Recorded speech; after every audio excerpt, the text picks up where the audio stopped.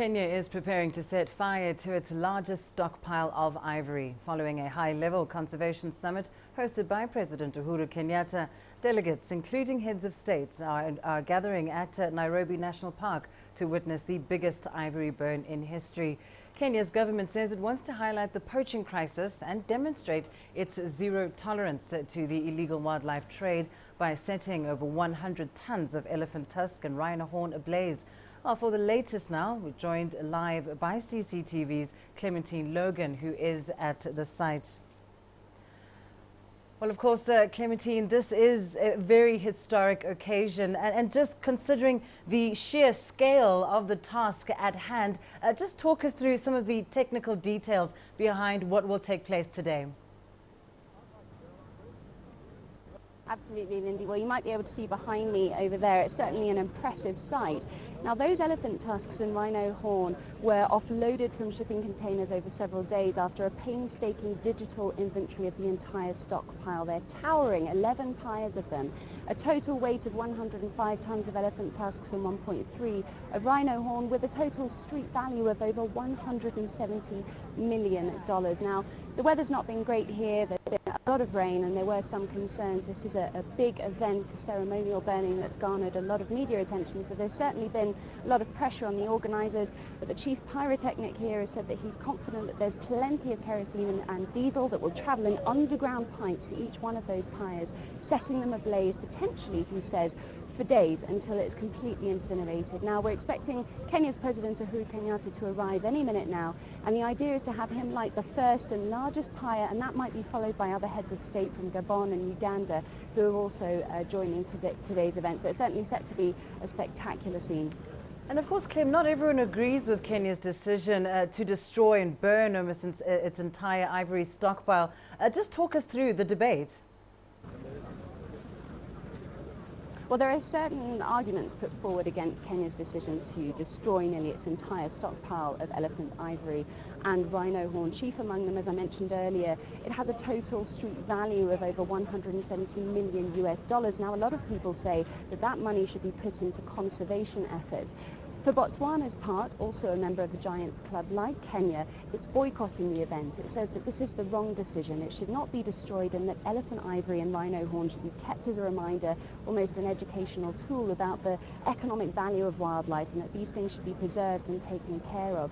Now, another argument put forward is that by destroying this stockpile, you're essentially removing about 5% of the global stockpile of ivory and rhino horn, and in doing so, that could create a spike in the price of ivory and perhaps even a surge in demand. But Kenya is certainly sticking to its guns here. It says that this is the right thing to do. It's something that's done since 1989. It wants to destroy it completely and put it beyond economic use, and in doing so, send the world a message that it has no intrinsic value and that its elephants, and indeed Africa's elephants and rhino, are worth much more alive. Back to you. Certainly a very strong message indeed. Thanks very much. Clementine Logan, following events there on this historic occasion.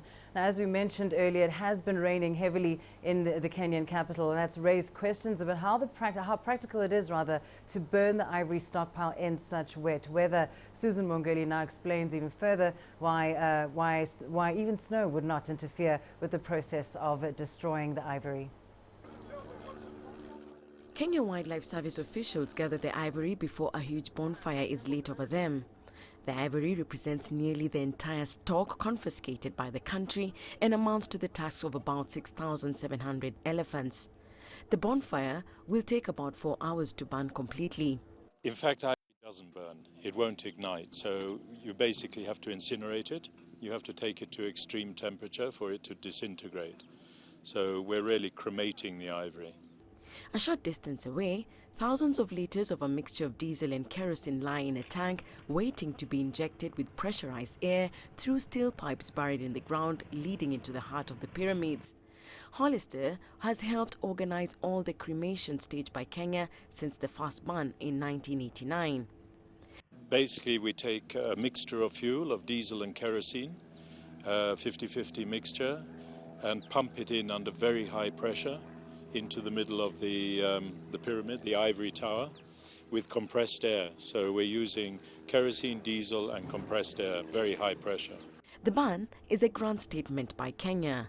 On the black market, that quantity of ivory could sell for over $100 million and the rhino horn could raise as much as $80 million. The initial structure is a metal frame. It's a pyramid. It's a 4 meter square pyramid by 2.5 meters high. And then into that we have, at the base of it, we have our jets pumping in the fuel. And above that we have, around the edge, we have sacks which are full of a bark, which was from a tree, which was medicinal, and it was for export, and then it was banned, so it's been in storage for 10 years. So we're using that as fuel. The ivory ban is Kenya's fourth and the largest one in history by a large margin. Kenyan officials say the ultimate goal of the ban is to encourage a total and permanent ban on the trade of elephant ivory. Susan Mongeli, CCTV.